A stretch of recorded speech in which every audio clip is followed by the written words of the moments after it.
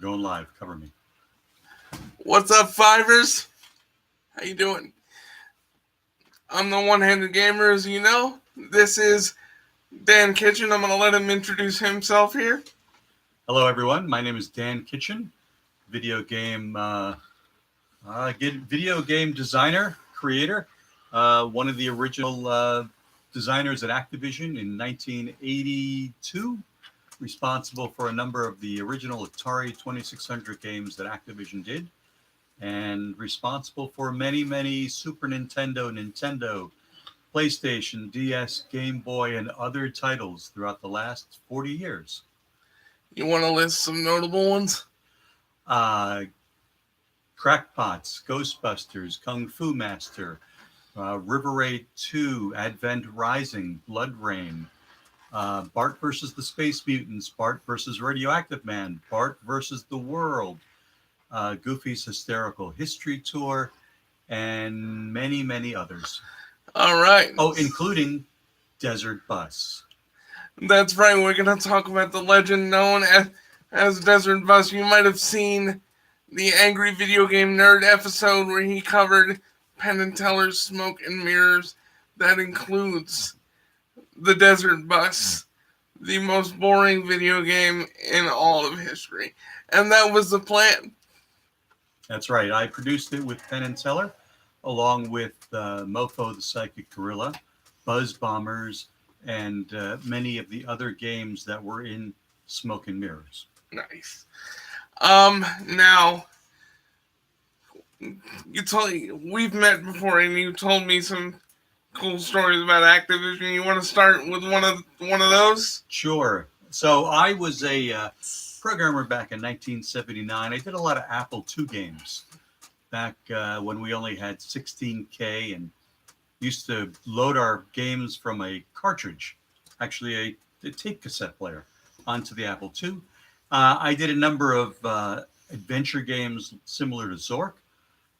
One was Crystal Caverns, one was Crime Stopper, and then moved on to learning the Atari 2600. My brother Gary did Space Jockey, one of the original early games you can still find on the internet. And after that, we were beginning to play Activision games, which were incredibly much better than the Atari games. And it was really cool. At the back of each cartridge manual, they had the picture of the four designers: David Crane, Mr. Pitfall, Bob Whitehead, Al Miller, Larry Kaplan, who did Kamoon. So my brother and I, working on our little basement in New Jersey with two other guys, were really excited about Activision and wanted to join a company like that. So my brother took out the manual from one of the boxes, and with pencil, he redrew our faces over the back of the four guys who were the Activision founders and stuck it up on the wall and said, one day we're going to be those guys. And long story short, we eventually met them at a trade show. We flew out to see them, and lo and behold, we were hired by Activision as the Eastern Design Center. I'm kind of hoping that you guys can hear us properly, because I'm noticing that the microphone bars aren't going. Oh, yeah, they are. There they are. They're moving. So they can hear us. Okay.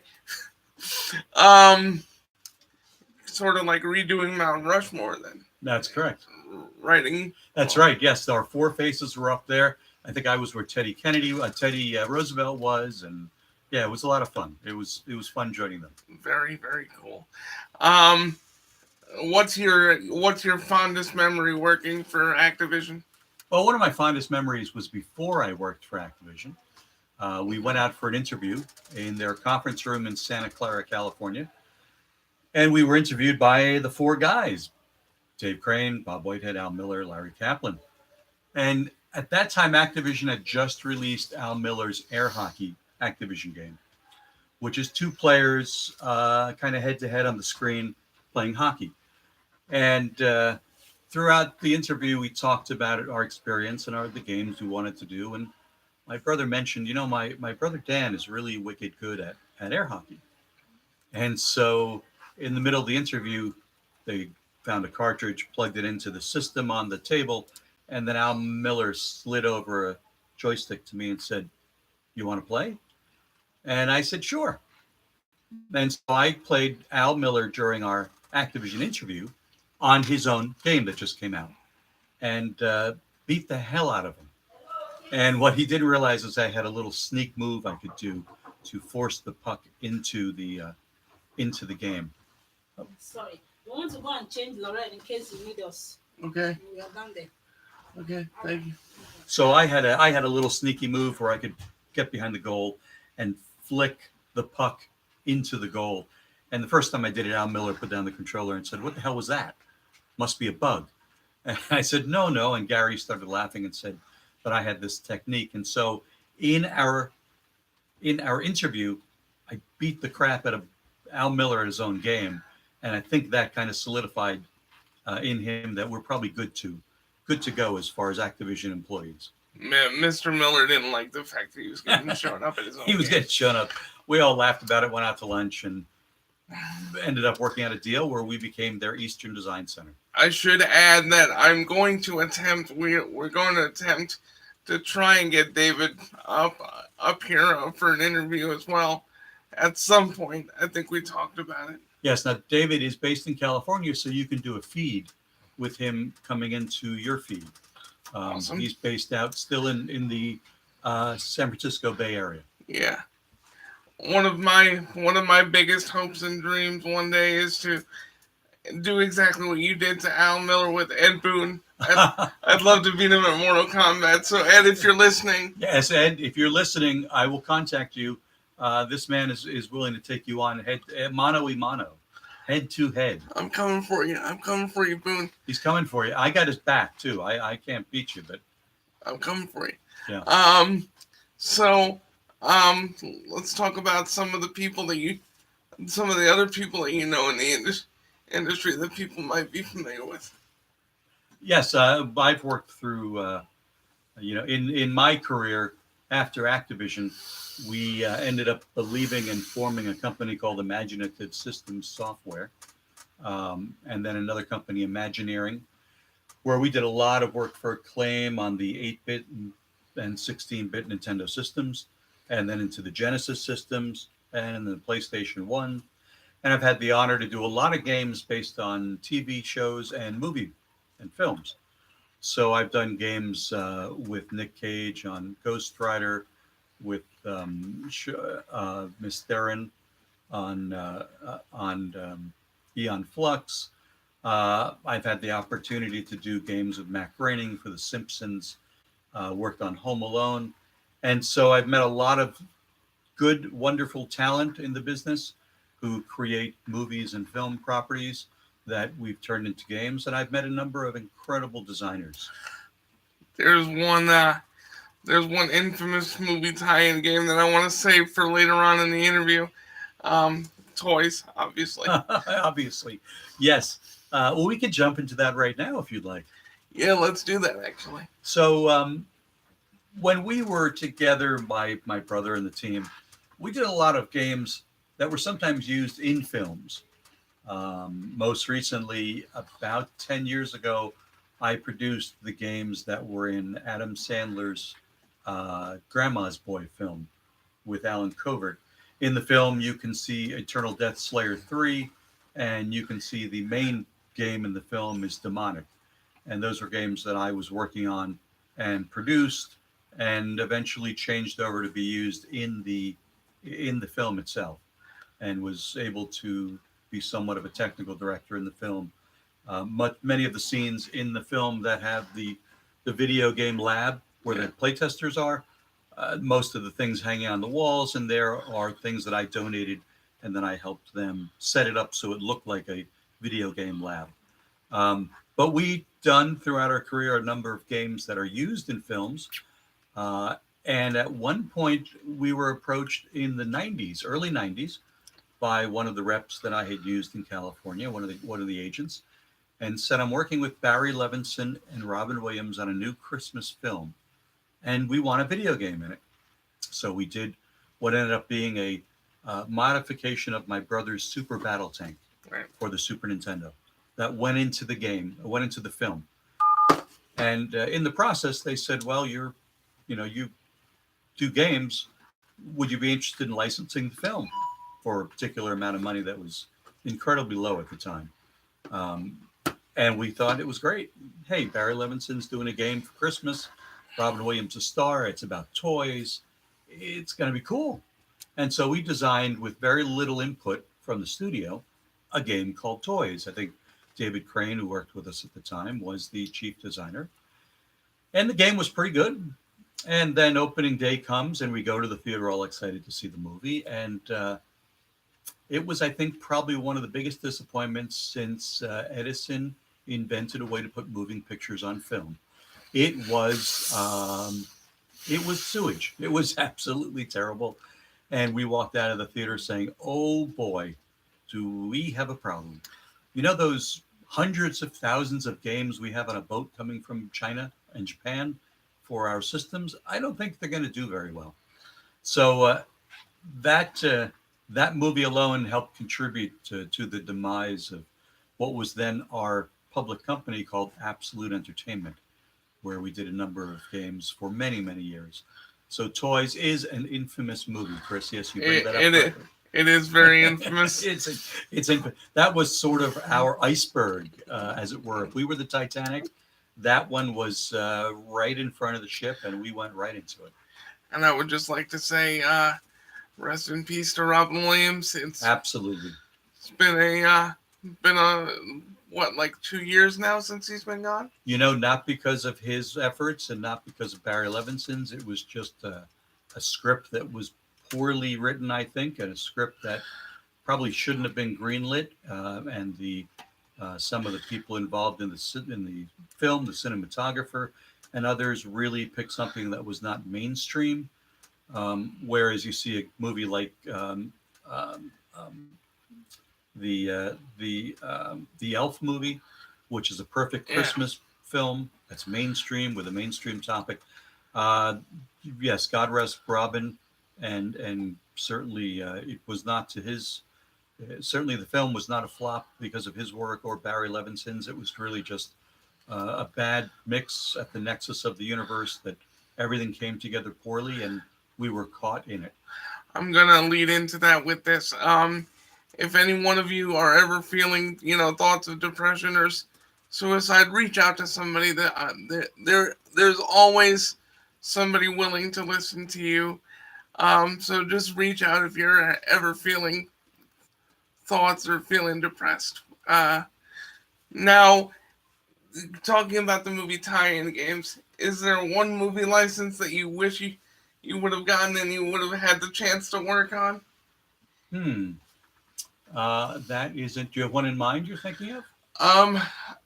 No, not really. I mean, I definitely think so. There are some games that need to be made into movies. I don't know about movies that need to be made into games. Well, we had worked with Disney Studios back in the early '90s and did a Sega Genesis game based upon their character Goofy, which was a lot of fun to work with. They were a great team. And at the time when we were finishing Goofy, they had offered us the license to Nightmare Before Christmas. Oh, great. And I saw the early cuts from that were coming out, the B-roll cuts, the dailies, and I just fell in love with it and thought it was one of the greatest animated films ever. And unfortunately, at the time, my brother and I and some of the business people thought it was too risky. We passed on the opportunity, but I would have liked the chance to have worked on Nightmare Before Christmas and created some of the 16-bit games for that film. Even a modern variation of modern A Nightmare Before Christmas game on modern systems would be amazing. I think with the kind of technology that we have access to now. Oh, I agree. And I'm also clamoring for a sequel to that movie. It's been time. It should come. It's been enough time. It's been a ton of time, and we've already got a live action Aladdin, which I haven't seen yet. We just got news of Tom Holland being cast as Nathan Drake for an Uncharted movie. Mm-hmm. So I'm hoping that movie is not horrible.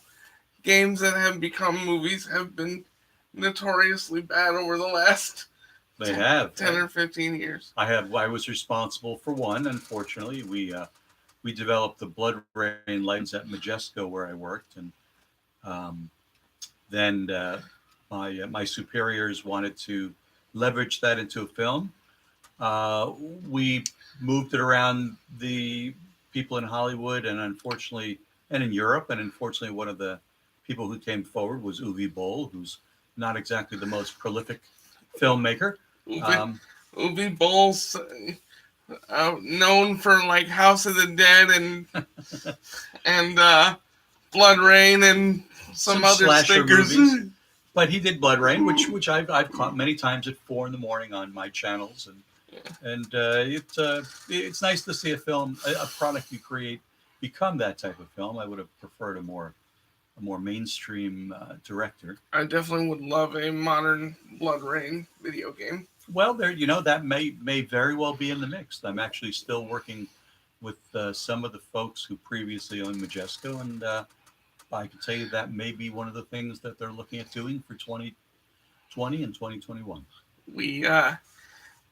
I love vampires. I love anything to do with them. So that's a tremendously cool IP. And Blood Rain needs a revival. If anyone can hear me, Blood Rain needs a revival. That's correct. It should, yes. It should get a revival. This is one of those things where you forget what you're gonna say next. In talking about Blood Rain, there's just something cool about the vampire mystique, and I grew up playing the Legacy of Kain games. Oh, sure, yes. Which were equally as amazing, but it's too bad the Blood Rain movie wasn't as good because Kristana Loken is a really good actress. Well, she's not great, but she's not bad. No, she wasn't bad. Not bad at all. She carried the film for whatever it had, and I'm sure we will follow it up at some point with a modern version, at least in the game world. I figured I should let you know. There's a company out there called Limited Run Games that they just put out. I think it just came out this Friday, but they did a limited edition of Psychonauts for the PS4. Oh, that's interesting. Which Dan worked on Psychonauts. I have the opportunity to have worked on Psychonauts and produced that game with Tim and his crew over at Double Fine, and that was just an incredible product. We picked it up kind of in midstream at Majesco, and met Tim and met his developers, and just awestruck with his past work and what he had done, and saw the early playables on it, and we just absolutely wanted to put out Psychonauts. So that was a real pleasure to work with Tim on that product. Psychonauts would be a great game that could be made into a film. I agree, absolutely. Specifically like Pixar or Illumination. Yes. I'd like one of those studios to do a Psychonauts game. Hell, I'd love them to do a decent Mario adaptation. Yes. I think only Pixar and Illumination could pull something like agree. that off. I absolutely agree. And plus, we need to erase our minds from Bob Hoskins and John Leguizamo. No offense to the late Bob Hoskins or John Leguizamo. You guys are great, but that movie, not so great. Now, your favorite system to develop games for? My favorite system over the years is still the Atari 2600. Mm-hmm. That's really the one I cut my teeth on. I think I did 8 titles on that for Activision. As I'd mentioned, Crackpots, Ghostbusters, River Raid 2, Kung Fu Master. For Atari, I did Crossbow. I worked on Double Dragon. And that is the game system that I really fell in love with. As a matter of fact, for Chris, I was able to find on that internet, was able to find a copy of my original Crackpots 2600 game, which I'm giving to Chris, and which leads me into this next item. So we did a number of games at Activision. We would work for 6-7 months, do a product, give it to the Activision marketing group, and they would put it together and launch it. And then we were free to come up with our next concept. Well, I'm sure you all remember in 1993, the great crash of the video game business, where everyone learned to program the Atari 2600. There was no real coordination of quality, and people would come out with products that didn't sell well, that ended up in these bins in the toy stores. And it was very hard to sell a $59 Activision game on the shelf when there were bins of $2 or $3 games by all of these companies, CBS, games by Apollo, all of these products. So I had been working on at Activision after Crackpots a brand new game, somewhat of a sequel to my brother's Keystone Capers game, and this was called Keystone Cannonball. And what it was a train game with a beautiful display of train cars, and the Keystone Cop was jumping on top of them, and he was trying to catch bandits, just like he had been doing in Keystone Capers, trying to stop Harry Hooligan from stealing from the department store. I made a copy of this game that was probably 40% done, burned a cartridge, took it home with me in 1983 when Activision told us to stop all our 2600 games and immediately move on to games for the then aspiring Commodore 64 platform, and forgot about it. And through the years, I had been friends with the people who ran the Classic Game Expo, and I always used to tell them, there's an Activision game that's unreleased, that's kind of hidden, lost, and I worked on it, and I'll find it someday. Well, last year, come July, I was in one of my offsite storage facilities in New Jersey, cleaning things up from the past, and lo and behold, in the box was the cartridge of Keystone Cannonball I had put in that box 35 years earlier. I was so excited. I called my friend John Hardy, who now runs the National Video Game Museum, who was one of the founders of the Classic Gaming Convention. Said, John, I finally found the game I talked to you about for 20 years. And John said, oh, please.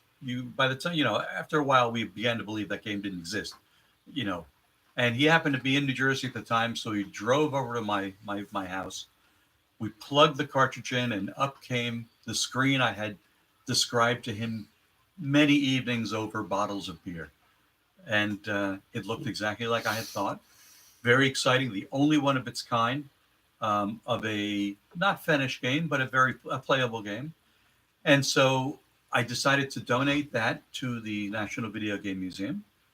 If you Google Keystone Cannonball and Dan Kitchen, you'll see a number of articles about it. And I decided last year to complete the game finally after 35 years.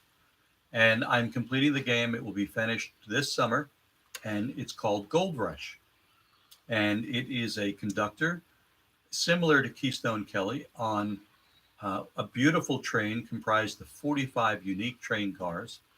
I'm writing it in standard 6502 with no external chips, no external hardware, just as I would have written it in 1983, sitting in the Activision lab.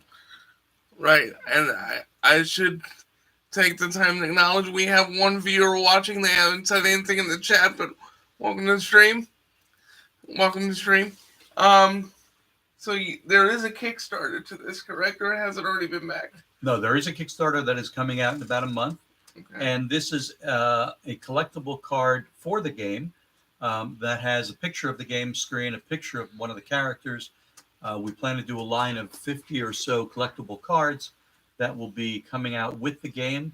And I want you to have that, Chris, and maybe you can hold that up so they can see a little bit of the game. I should have some, I will send Chris for future broadcasts some information on the game and some videos so that he can see them. And so in a way, I am stepping back into the Atari 2600 development because, as we said earlier, that was my most enjoyable platform. And I think to this date, there's a lot of homebrew games for that system. There's a ton of homebrew games, but I believe I'm probably the only original Atari 2600 Activision designer who has come back 30, now 40 years later to create new games for the system. And they will be released under the name of Tiki Vision, my company. And you can find out more about it at www.dankitchengames, all one word, .com. And feel free to sign up for the newsletter there. And we will be posting screenshots and information about the game in the coming weeks. My favorite retro console of all time. It's timeless to me. It's the Sega Genesis. Sure, absolutely. Love that console. But I heard you mention Double Dragon, and I kind of geeked out for a second because that is the first beat 'em up game that I actually played, and got through. It was difficult, but I got through it. So to hear that you had a hand in working on that for one system or another is incredibly cool. Now, you said you've also done some stuff for the Sega Genesis. What have you done for that? For Sega Genesis, I had worked on Goofy's Hysterical History Tour, the Absolute Entertainment Lab, where I was a founder. We did a number of Sega Genesis Super Battle Tank. We did Sega CD Super Battle Tank. But the most infamous Sega Genesis game I had produced was Penn and Teller Smoke and Mirrors, which we know never saw the light of day, but has a growing popularity underground. Yes, it is notorious for the game Magic. I keep saying Magic Bus. It's not the Who. Desert Bus. I'm sorry. But I have another question to ask, a couple more before we get to Desert Bus. What do you think of the stuff that Activision's done nowadays? Oh, I think it's incredible. I mean, ironically, the chap who ran the Activision Call of Duty studio was a gentleman by the name of Glenn Schofield that I had actually hired in 1986. He was in New Jersey. He was an ad agency artist, and we knew Glenn through one of our other employees. And I remember telling Glenn, you're wasting your time doing billboards and that sort of thing. You're really good. We need an artist to do what was then black and white Game Boy games. And I remember we hired Glenn to come in. The first game he did was Rocky and Bullwinkle's Adventure on the Nintendo Game Boy, which was put out by Absolute Entertainment. Put out by THQ, I believe. We had done that as a contract project. And Glenn did a number of great games for us. He worked on Goofy with me. He worked on many, many titles while we were together. Then eventually left New Jersey, went to California, and somehow worked with Activision and was able to take the helm of the Call of Duty studio, was responsible for most of the incredible Call of Duty games. Kudos to him and the work he's done. So I think Activision has done some amazing products. They're certainly taking the current consoles and pushing them to the edge of the envelope of what their capabilities are. They've definitely done some good ones, but they've also laid some eggs too with their movie tie-ins as well. Movie tie-ins are always one of the things that you're almost destined to lay an egg on, because you have to take so much liberties with what you're given with the source material and stuff. So that's not any fault of their own, and I'm really looking forward to the new Call of Duty coming out. Oh, so am I. Modern Warfare. So am I. Just wish they would have been a little more innovative with the title, because we've already gotten the Modern Warfare. Well, I think they're renaming it to make anyone who say Modern Warfare remember their new title. And I'm actually quite enthused because I did hear that this will have a campaign mode, unlike the last game that didn't have a campaign, which I'll never understand. But well, a lot of those things come down to time and money, and so they may have run out of time on their schedule, or they may have chosen that the campaign mode wasn't necessary to bring in the added revenue they would have, so they were happy with what they had. But in many cases, in game development on games of that such magnitude, you really have so many moving parts and so many people you commit a date to the marketing department, you've spent thousands, maybe millions of dollars on the push and the marketing, the release, that at the end of the day, software never goes exactly as you planned. There's always things that come up, and they may have simply decided in order to make the date and not disappoint the players, we can't fit that mode in. So back onto one of my favorite subjects. I love me. I love music. I love music. Music is my second love next to video games. You said you worked on Advent Rising. yes, I was able to produce Advent Rising with Donald Mustard and his brother, and he had some pretty exciting ideas for music at the time. I'm good friends with Tommy Tellerico, who everyone knows does Video Game Live, and Tommy has worked with me through the years before that on a number of music jobs for the games that I produced and worked on at various companies. We should add he's now the president of Intellivision. He's now the president of Intellivision, a very exciting adventure to bring back one of the iconic retro game systems. And I have seen the system. I understand at E3 today, he is showing software. I'm sorry we can't be out in Los Angeles to see that, but it's very exciting. One of my biggest dreams is to go to E3 one day. So one day it will happen. Very good. One day we'll be broadcasting from E3. Yeah. And so Tommy did a lot of music for me. And Donald really wanted to inspire this game to be more than just a video game. It was a brand. It was something he was hoping to take further. And so we were at Majesco, and we understood and caught that vision, and we hired Tommy to compose the entire suite of music for Advent Rising.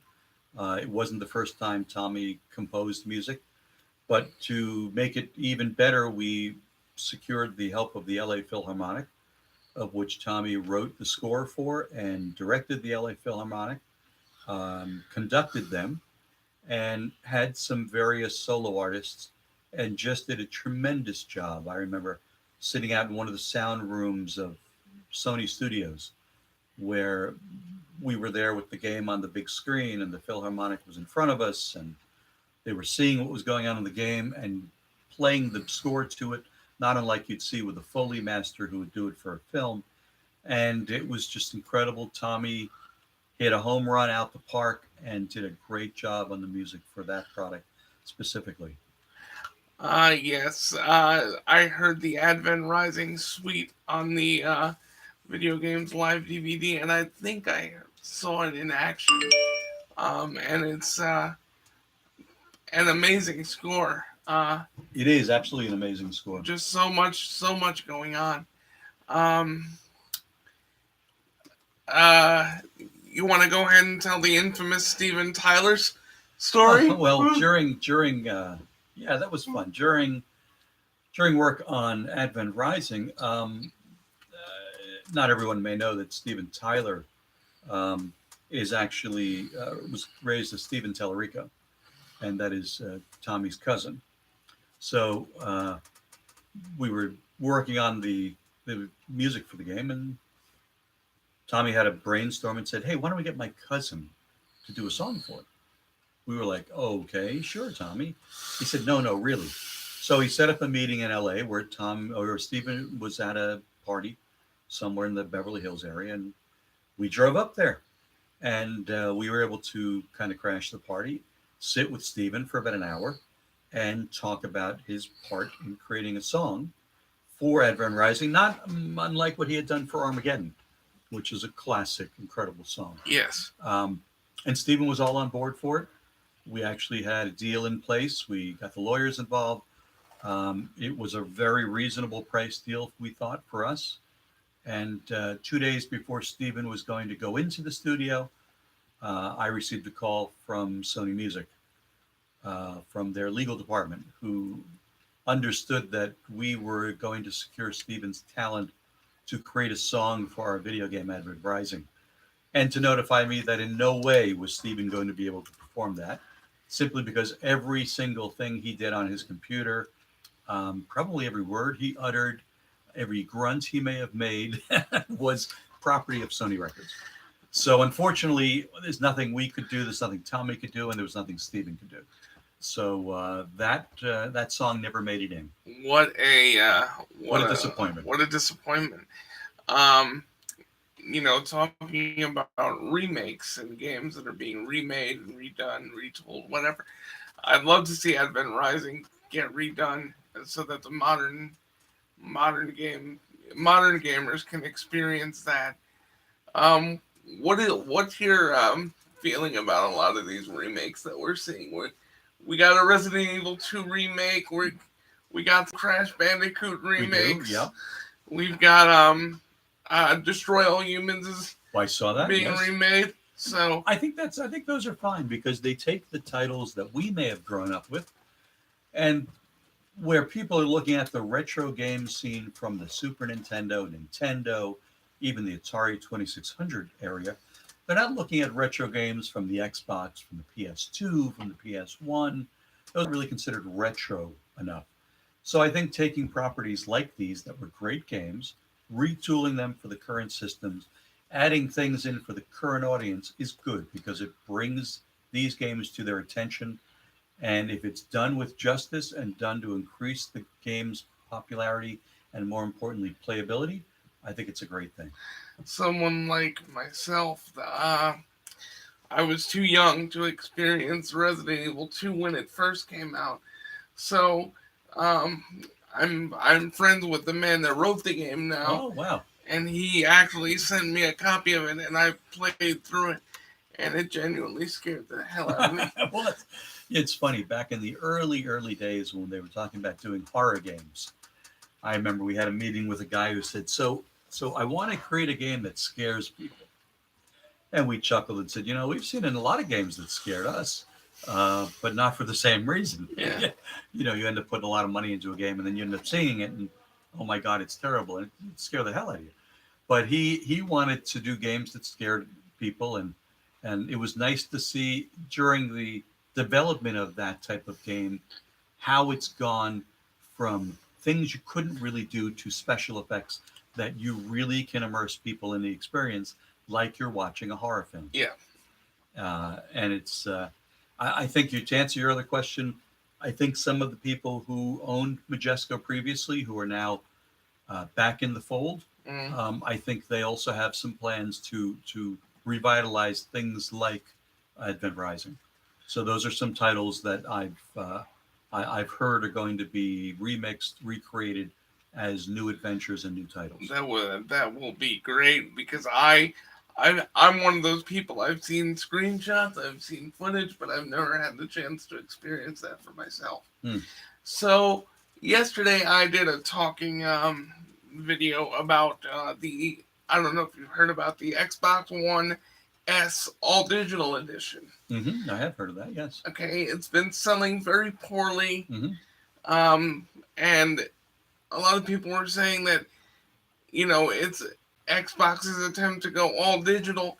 Do you think the poor sales of that system will prolong the life of physical media, at least for the foreseeable future? I don't want to see the system not do well, but I hope it does. We all have read stories recently about the financial demise of GameStop and how they're kind of on their last legs. They didn't sell the brand or the company as they had hoped. And, they're pretty much our last digital holdout or our last physical holdout for a nationwide game store, other than places like Walmart and Best Buy. And obviously what we heard 10, 12, 15 years ago about the world going from box and docks in brick and mortar stores to online. Oh, that'll never really happen. Well, we see it all the time now with real stores like Toys R Us, who also had some financial mismanagement, to places that are not in the game business like Sears is on its last legs and other places, because the internet through Amazon and others have taken the brunt of sales. And I'm hoping that the brick and mortar game stores do continue. There is one local to New Jersey that I often visit, If anyone is local and has a chance to get down to Digital Press in Clifton, New Jersey, on I've Route been there. 46, my friend Joe owns it, and Joe is a partner with two other chaps in the National Video Game Museum in Texas.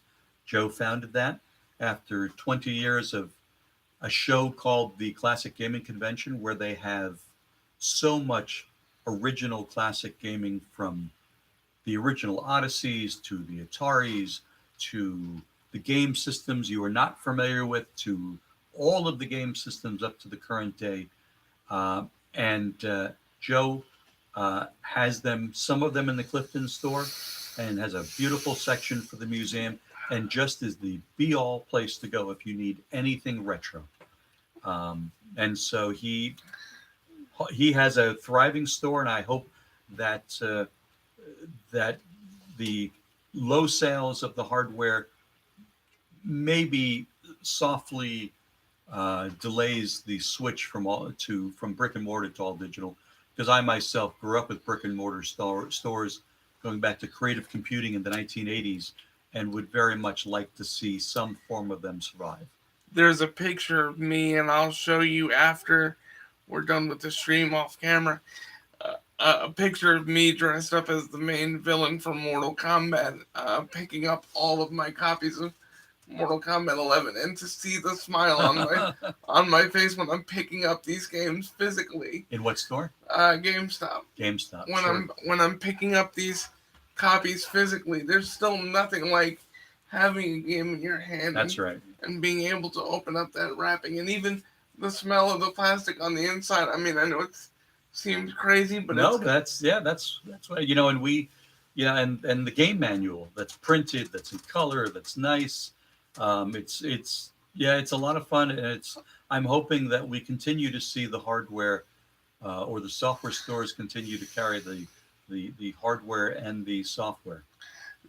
Now, there has been a recent rash of game companies making throwback consoles, or, yes, of course, and the arcade one-ups. How do you feel about seeing those again? I think they're good. I mean, and I know the people at Games. I think, is up to their 9th version of the Atari 2600. There's actually a couple by other people of these plug-and-play games that have a lot of my games and my brother's games in them. I was able, with one of the people that I know, I was able to work on the plug-and-play game for Frogger that was in the stores. I think they're good because they bring to the current player a chance to feel what the arcades were like. Mm-hmm. And as we see now, there's a few arcades sprouting up. The kind of pay one price, you go in and there's all these arcade machines. There's one right here in Morristown called Yestercades. Yes. Isn't there a Game Vault? And the Vault, yeah. The Vault, yes. And I think those are great because, in the 80s, we lived at the arcades. We would get pockets full of quarters. And as a game designer, we would go to arcades in New York City. We go to arcades all over where we were and played the new games and see if there was some gameplay component that we liked that we could bring into our next Activision game that we were creating. And I think it's tremendous that they're able to sell these mini versions and these plug and play versions and the Act Game versions that let you experience at home what we did growing up. I'm looking forward to getting my hands on the Mortal Kombat 2 arcade one-up machine. Oh. The little 4-foot-high things. Sure. Seeing if I could still best the arcade. I'm sure you can. It's much harder to play on an arcade with one hand, though. Yeah. See if we can make it happen. Now I have to talk about one of the hot topics in the gaming industry now. Gaming companies and crunch periods. Oh, there have been quite a few game companies under fire for, mistreatment of employees, if you will, for the sake of getting a game out on time. Studios like Epic Games, Fortnite, I understand. Yeah. Fortnite. They're doing it with Fortnite. They did it with Fortnite. There is a story that has NetherRealm Studios doing it, but I believe NetherRealm Studios was under the gun by Warner Brothers. Yes. You never really heard about any of that. any of that stuff before they were taken over by WB. What are your thoughts on this? That kind of goes back to the origins of game design. We experienced that every game we did all the way back to 1979. You are working on a game, and usually your aspirations are bigger than your time frame. Even though you schedule as much as you can to do your game, you inevitably software writing is not a guaranteed. Um, well, let me say this: writing software does not have a known output. So you can sit there and write a routine, and it ends up working nearly the first time, and then you can end up writing a routine and take a day to debug it and figure out what's wrong. Why doesn't it work well with the other 10,000 things you have going on in the code? So it's not really a known entity of when you'll actually be able to finish your game, although you have a target date and you're modifying and changing as you need to the game features as you're going. We always made the joke that, look, we would do a platform game and have 10 or 20 levels. Well, we would inevitably start with the intro, the first level, finish the last level, and the extro or the exit videos, and then we would start to build it in from the outside in, because we would notice, hey, we're taking longer than we thought, and we're tighter on time. So those 2 or 3 levels in the middle, we're gonna have to take them out. But at least we'll have a finished game because it'll have a beginning, a middle, and an end. And I always used to say to the guys, I know you really love that third level where the character, flies in a biplane. But if you take it out, the consumer's never going to miss it because they don't know it's there. And they'll still enjoy the other 15 levels. So there's things that we have done in the past to alleviate that. But inevitably, everybody has a crunch time at the end, because in software development, it's a creative process. As you know, you paint, you do other things that are creative. If you want to get something done by a certain date, the last 10% is always the hardest. And in software development, you're dealing with maybe thousands of bugs you've got to find and fix. You're dealing with last end comments from your testers. Worst case, you're dealing with comments from your licensor or WB or someone else saying, nope, we want this instead of that. And you only have a fixed amount of time to do it. Absolutely. But I think when that happens, in our day, we would manage the producers and the programmers and take very good care of them. I would be there around the clock with my team, and if they were hungry at 3 a.m, I was in the car, going out to the diner, going out, getting whatever they need. If they were working hard and got a particular part done, take the next couple of days off, de-stress, come back in, 2 days later. I think the current companies are too money centric. And frankly, in our business, there was always the creatives and the suits. And when we ran companies, we were the creatives and the suits. But we knew that people had to have a passion for the game they were doing. Right. That's what made a great game. And it wasn't just money only, it was to make a great title and to be able to make money off of it. In current companies, I think it's run too much by the desire to make sales, too much by the suits, and they frankly don't care who's doing it. I think they treat them like the help, and I think they drive them to the point where they're burnt out. And you know something? They'll just fire them and get somebody else. And I think that is an unacceptable way to treat people, because in companies like Activision and Epix, the only assets they have that are valuable walk in and out of the building every day. Absolutely. And if you don't take care of those assets, your company will eventually go under. No matter how good the brand is, if you don't have assets that are passionate about it and that want to make the next great version of it because you've mistreated the people before, you're going to lose your step in the industry. You're going to lose your position. So I understand crunch time happens. I think you have to minimize it. I think you have to use intelligent ways to design the game, and you have to make very hard decisions at the end. Instead of putting in the 15 other things you want to put in, I think you have to use common sense and say, will the game sell another 100,000 pieces without it?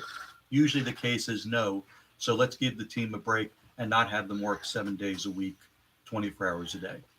But the the country as a whole, with the current way that we are, money and billionaires and people who run companies are really money centric, money focused, and not on employee focused.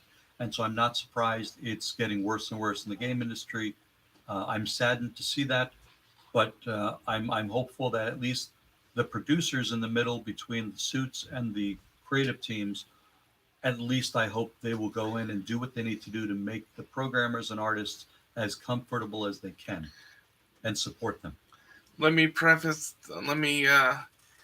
end that note by saying this is not me crapping on NetherRealm or anybody. I I have numerous paintings and trinkets of Mortal Kombat related things up on my wall. Dan can attest to that. He's seeing it right now. I do think that when they were midway, you didn't hear much about the crunch period because they were doing their own thing. They were setting their own release date. But as soon as they got absorbed by WB, that's when I think things started to change. Keep in mind, WB has very, very prominent licenses that are valuable, that people want to play, and they want to get them out in the marketplace as quickly as possible to build their brand of that product and to acquire the revenues. But I think you don't do that at the expense of human beings programming and creating. Yeah. I think you still have to give them the space they need to make the game great, give them the time they need, because people who are under pressure and stressed will inevitably not make the game as good as they could. And I think if that's the case, you trim back the game, you trim back the features, and you extend the time as much as possible, and you make sure you have people in the middle who are overseeing the teams to help them in any way they can, whether it's technical or simply be the guy to run out and get the coffee, or force them to take a break and go or walk around the building. The kind of things we used to do to just alleviate the pressure, and to also pay them accordingly and give them the proper credits. I was just saying this last night to somebody that, at Activision, they made the designer the head guy. So you would hear my game or Dave Crane's name on a TV commercial for Pitfall or for Crackbots or for one of our games. You'd hear game designed by Dan Kitchen of Activision. We would be centered with a bio in the manual with a picture of us.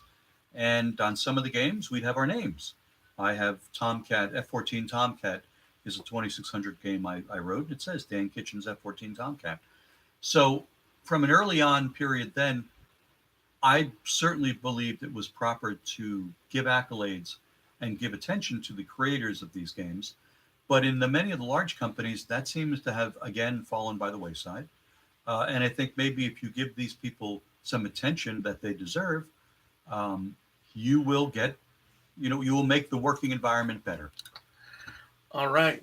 Now on to the big three questions. Okay, number one. Here are the big three. Here are the holy grails of this interview. Okay. The first one being, what do you think of this day and age where games aren't coming out finished, but developers are adding things on later than expect you to pay more than $60 that you already paid?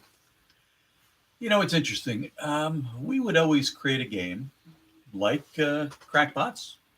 You work on this game for 6 months, and the game is scheduled to come out in a ROM, read-only memory chip, that only fits 4,096 bytes of information, 4,096 8-bit bytes. And inevitably, you work on this game for 6 months, and it is 5,340 bytes. So it's over. It can't fit in the cartridge, literally. And you take months to cut bytes. You trim the game down so you retain the same graphics, same gameplay, and now it fits. And you're done. You test it as much as you can. You put it out. You make 100,000 of these. And if there's a bug in it at that point, it becomes a feature, is what we used to say. Oh, we found a feature in the game. Could never modify this. This is done. It's made. Circuit boards programmed. So then comes the mobile, and mobile has games that you can now update. Yeah. It's wonderful for us because it allows us to maybe fix things post that we shouldn't have had in there. It doesn't mean we don't test the games as much. We still test. And it now allows for a different mythology of selling the game, subscription based, where I can come out with a part of the game and people like it and they can buy new parts or new chapters going forward. Now, the reason that's good in the mobile business is because I would work on this and Activision would sell it for $49. And I was an employee, I didn't get anything. But in many cases at our own company, we did cartridges, we sold them, we got money for the, for maybe the $120,000 we put into this. We eventually got money back and it paid for itself. We didn't lose money. Well, now on this device, due to the escalation of the mobile through Apple's iPhone 1, we make games. They still take 3 or 4 months, maybe much longer. And now they're 99 cents. So what I did is a game that was released maybe for $19, I now make 99 cents on. I got to sell an awful lot more games to make money back, to make it worth my while. And in many cases now you have games that are free to play. So I have to create the game, put it out on the internet, put additional market to make people know it's there, in the hopes of having people buy in-app purchases or use advertising to be able to get any money back for my effort. So where I think it's kind of, people expect there to be a finished game and not have to buy other subsequent parts. But keep in mind the way the developer is now dealing with it is he's lost all his money, gets nothing before he has to release the game. And so the external IAPs, and in many cases new parts that they are selling, is the only way that he's able to recoup money that he's put into at the beginning of the game. And in some cases, since we have bigger systems like the PS4, sometimes the games would take 3 years to do, and the publishers know they got to get the thing out in 1.5 years. But they also want to maintain the interest in the brand, so they'll take that 1.5 years of content, put it in the back, and sell it as individual things afterward. So I think it's not a bad thing. I think it helps extend the brand of the game. And as long as the first release is as good as it can be and provides the right number of hours of gameplay and the right intensity, it's okay. Like a movie, like movies that used to be in the theater in the 1940s called serials. You'd see a movie for a half hour and all of a sudden there was a cliffhanger at the end. And what happened? Oh my God, you'd have to come back into the theater next week to see the next part of the serial film. Yeah. That's what some of these games are. You get to the point where, I got to wait 6 months for the next one to come out. Much like the Telltale Walking Dead. Much like exactly right. And that's not a bad thing because it keeps people interested. I know that players sometimes are annoyed because, well, I bought this game. I want to have the whole experience. But it's okay to say, hey, you've got another part of it coming in X number of months. I think it will help the longevity of the license and keep people going back to the game. One of my biggest pet peeves, though, is when you buy a game and you're buying it digitally. Yes. Right? I mean, you're not getting any of the plastic. You're not getting no box, no docs. manual. Yep. You're not doing that. You're getting just the software, and they still charge you $60 for the base game. How I would do it? This is just me. How I would do it is I would charge $40 for the base game, and then $20 for the rest of what you're adding on to it. I agree with you. If you're not getting the whole package that you would get in the store, and you're doing an online version, you should price it accordingly because there is value in what you get from the store. That's the physical components. And additionally, I think some companies, not many, but some companies are taking advantage of it by doing what you said, not completing the game and still putting it out under the guise of content to come later, because they either ran out of cash or their publisher requires the game to get out, and they're releasing substandard games that are not finished using the same model. One of the most egregious offenders that I've come across with the modern consoles is Capcom, and they put out Street Fighter V. Mm-hmm. When that game came out initially, it didn't have an arcade mode. I understand. I saw that. What the hell? Street Well, I know Fighter Street Fighter is an arcade. It is an It arcade. started mode. out in the arcade. Yes. Why doesn't it have an arcade mode? So you're forced to go online, and not only that, the matchmaking is horrible. Yes. You could be a beginner player matched up with a guy that's been playing for 20 years and knows who's going to beat you to death in seconds. Yeah, and it's gonna lead you to not want to come back to the back to the game. You're right. That was a game that certainly suffered from release when it was either not done, and again, I don't know the story. Perhaps the developer who did it wasn't proficient at putting in the arcade mode. Maybe it was a decision to get the game out because we had to make a date. But yes, certainly those are the kind of mistakes you see when using this type of structure or this type of release philosophy. My God, it was the worst. I picked it up. I'm looking for the arcade mode. I'm like, okay. Oh, they left it in the arcade. It's over. Yeah. It's over in Morristown. It's over in Japan. At the Game Vault. Yeah. Number 2 question. You said you had 3 big ones. 3 big ones. Okay. So accessibility. Accessibility. As you know, this channel is focused on accessibility in modern and retro games. Yes. How important do you think it is? That's very important. And I think in the old days, there was no accessibility design. That was a different time 40 years ago when accessibility wasn't something we were concerned about, unfortunately. That generation of politicians, that generation of business people were not concerned about accessibility. Fortunately, we have matured from then to today in all walks of life, except in the entertainment field, where the video games do not necessarily offer accessibility modes. And I believe they should. In the case of retro games, people should take some of the retro controllers and come out with a product that allows them to be accessible. Yeah. That's something, especially since the boom of the retro games is now going on. Well, fortunately for us, a lot of retro games only require like 2 buttons now. Correct. So they're easier to handle. And with the Atari, it requires 1 button and 1 stick. Yeah. I know that similarly, I'm involved in the board game business, the tabletop game business.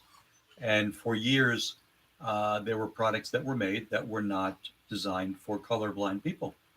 And so you may have certain cards and certain boards and certain parts that a colorblind person simply couldn't play. Yeah. Because the U's look too close.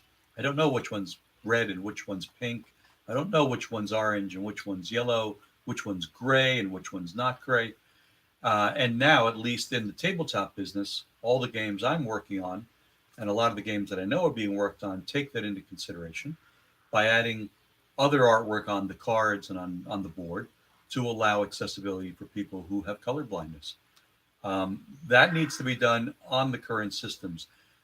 Granted, it's probably much more difficult for an Xbox One controller with, what is it now? 4, 5, 6, 7, 8 buttons with joypad and the sticks. But I'm sure there's a way that games can be designed with accessibility modes. And I think they should be for all aspects of the general public. I have a couple of stories to tell regarding accessibility. The first story is I had gotten my Xbox One and the Kinect, Mm-hmm. and I don't move around a lot, so Right. I figured I gotta lose some weight. Let me get a game for the Kinect that'll get me moving at least. Mm-hmm. So I found Kinect Sports Rivals, which is basically like your Wii Sports for Yes. for the Xbox One. So I click into the bowling because I figure, Oh, sure. What? That got to be easy, right? it's just like a motion like that. What's it gonna be? So I click into it, and the first piece of dialogue box I get, this is not designed for seated play. Oh, come on. And the day after, I was so angry I didn't want to play it. The day after, I did my blog. This was a blog before it was a vlog, guys. I only came up with my YouTube channel about a year and a half ago. But I wrote on my blog, I did a hashtag called "Standing Up for Not Standing Up," That's very good. and it caught on. Oh, good. But I tweeted, Phil Spencer and a bunch of Xbox guys, and none of them got back to me. Mm. But luckily, 3 or 4 years later, Xbox decides to partner with the Able Gamers charity and do the accessible controller. Good. Which I now have my hands on. And I'm doing a series of videos with that coming soon. But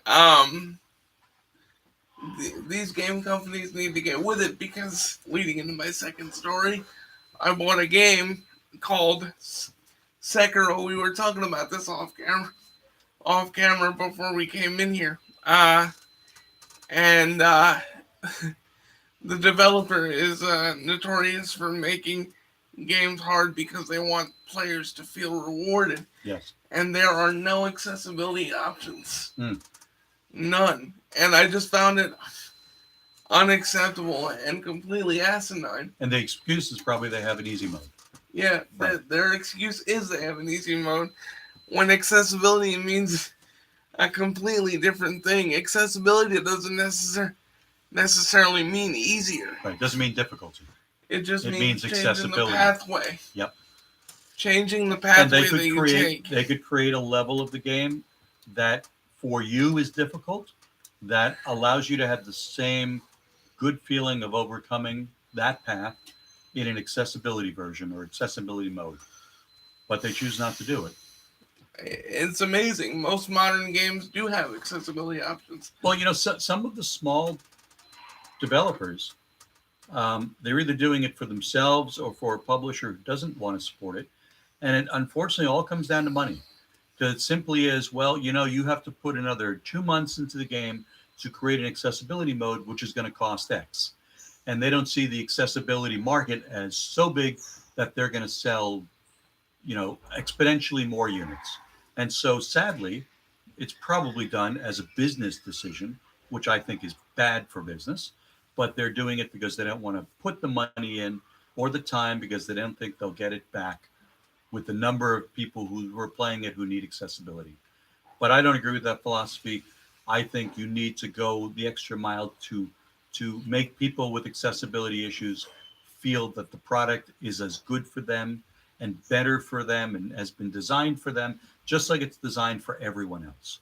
But they don't see it that way. It's quite a sad thing, because the reason my cerebral palsy is the reason I got my Nintendo Entertainment System. My dad and mom figured it would help me with my hand-eye coordination, and it helped me exponentially. Good. So I'm very grateful for for video games as a whole, for helping me forge the person that I am. All right, here's the final big topic of the day. We want to hear about smoke and mirrors. Smoke and mirrors. Okay. So,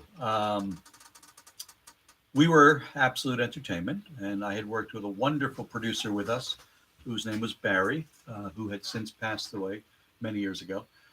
And Barry was incredibly creative, and he knew that myself and my brother and my father were all interested in magic. Gary Kitchen and I used to do magic for each other at Christmas time and various times, and I was a semi-professional magician for quite a while in my youth. Always enjoyed magic. And Barry had known this, and Barry was the kind of creative guy who always found very unique topics and very unique themes to make games out of. So he had a lot of contacts, as I do, in the film business and in the entertainment business. And Barry reached out to someone who knew Penn Jillette and got through to Penn's agent and said, we want to do a video game that's different. And we know that Penn and Teller do these specials on TV and these books and these products that are unique and that are different, that are a little dark edged, little, interesting, not mainstream. And so we wanted to do a non-mainstream video game with Penn and Teller. Well, they loved the idea. Through some negotiations, we signed them up in, I think, 1993. And we launched off on having a Penn and Teller Smoke and Mirrors game for the Sega Genesis. And at that point, the Sega Genesis, the Sega CD was the aspiring Genesis platform. Yeah, that was the. So we wanted add-on. to take full advantage of them and their desire to do video for the game, and we thought that was really the only way to do it back then on a game console was to use the Sega CD. So we had 5 or 6, 7, maybe 9 months of creative meetings with them in our office up in Upper Saddle River, New Jersey, actually up in Saddle River, New Jersey. Yep. And it was wonderful working with them. They were incredibly creative. Yes, Teller does speak. He had some wonderful ideas. We had an incredible time designing the game, and unfortunately, just when the game was finished, we at Absolute Entertainment had a hard time financially with the demise of Toys, the game, and with the industry was kind of leaving the 16-bit realm, going more toward the PlayStation 1 and the PC, and the internet was just, I think, in its infancy then. And Netscape. Yes, and America Online. Yeah. And there are times in the video game business where you have hardware platforms that come to a rise, and are very popular, and then they begin to wane. Sales go down, and there's the next set of platforms that kind of comes up and picks it up, and everybody now is creatively making games for those new platforms. Well, we didn't have that at the end of the 16-bit business, and so there was no real system to jump onto. And with our financial issues with Toys and a couple other titles we invested in, we were unable, unfortunately, to weather the storm. And Absolute Entertainment closed their doors, I think, in summer of 1995. Just at the same time, we had finished Smoke and Mirrors and received the gold discs from Sega that we were going to send to manufacturing. And we had some wonderful plans for marketing the game. It was an incredible downer for us, not just losing the company and all the work we had put into growing Absolute Entertainment, but having what we considered to be our greatest title coming out that we could not manufacture.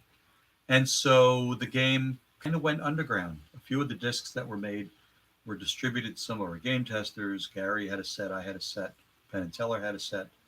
The rights to the property went back to Penn and Teller. And after a number of years, you would see the game popping up on internet forums. Here's a rip. Here's a rip of the game up on some forum that had the binary of the game. Here's one of the mini games up here. Much like you have in BitHub, you have various little rips of the product up there. And so the game became to develop an underground following, which we were very excited about. And Penn and Teller were extremely excited about. Until one day I see that somebody's having a marathon for Desert Bus. Yes. Desert Bus for Hope. And it was a Canadian comedy troupe in Western Canada that had picked up this game and found it to be incredibly boring and found it to be very funny. And they created a yearly marathon called Desert Bus for Hope. Yes. And they raise what amounts to now to be millions of dollars for children's cancer and other charities to have a very long marathon of people playing Desert Bus. And now the funny part about that, Chris, is, as you know, Desert Bus is a game where one drives a standard 1960s style bus from Tucson, Arizona to Las Vegas, Nevada through the desert. However, as you know, Chris, the game is played in real time. So you have to drive a bus or play this game for 8 hours without stopping. That means holding down the A button or C button. That means holding down the the pedal, and you cannot simply hold down the pedal and kind of hold it over here and go off and do other things, because we programmed into the game that the front tire has a little bit of a shimmy. And so every few seconds, you got to keep nudging the bus back on the road. Because if you don't nudge the bus on the road and you go off the road, a tow truck shows up and you have to tow your bus all the way back to the beginning in what, Chris? Real time. Real time. So the creation of this game was a design meeting we had in our office, where we sat with Penn and Teller one day and we were kind of goofing around, and Penn said, I want to do the most boring game. And we all laughed out loud. We've seen a lot of boring games, Penn. He said, no, I want to design a game that is designed specifically to be the most boring, worst game of all time. And we all laughed and we all kind of thought, and Penn was thoughtful and looked up, and a couple of moments later said, driving a bus. I want to drive a bus. And he listed cities, and he said, no, I want to drive a bus down the most boring route. He said, I want to drive a bus from Tucson, Arizona to Las Vegas. Because that's 8 hours. And I want somebody to have to do it in real time. Oh my God. And then he said, I want there to be nothing but the desert scape. Nothing you can see that's exciting. Complete boredom. Then he paused a minute, and I think Teller said, something's got to happen. And Penn said, well, at 4.5 hours into the trip, yes, a bug should splat on the windshield. Yes. And that's the most exciting thing that happens. And we all laughed and really pissed their pants and said it was very funny. And then he came back and said, no, I'm serious. And when you get to the destination after 8 hours of playing, you get 1 point. Hello. How are you? Hi. Right. Have a short internet night, yeah? Thank you. Thanks, Frankie. Mm-hmm. Now with Desert Bus, if you guys haven't seen any footage of Desert Bus, Here. You should go back and watch the Angry Video Game Nerd episode. As an episode dedicated entirely to Desert Bus, which I'll link in the description down below. I think we're an hour and 17 minutes in. We could be here all day, but we don't have that kind of time. But I'd like to thank Dan for coming on today. It was my pleasure, Chris. And there's going to be plenty more stuff. I think we want to try and collaborate again, right, at some point? Absolutely. That'd be great. Guys, I'm working on a logo right now that hopefully I'll be able to get put on some t-shirts or some hats. Maybe we'll do some merchandise for you guys. I'm gonna let Dan tell you where you can find his stuff again, just to sort of promote a little bit here. Yes, remember, go to Dan Kitchen Games, DANKITCHENGAMES.com. You'll see some of the work I'm currently doing for Gold Rush, and actually another Atari 2600 game that I will be releasing next year. And you'll get to see some exciting things about my new video game projects, and soon you'll see some exciting things about my new tabletop games. I love tabletop games. Settlers of Catan, one of my favorite tabletop games. Probably the most cutthroat game you'll ever play. And that being said, guys, if you like this interview, drop a like, comment, definitely subscribe, because there's definitely going to be some more of these done in the future. Be good to yourselves and be good to one another. Thank you again, Dan, for coming on. Thank you so much. My pleasure. And 5 out.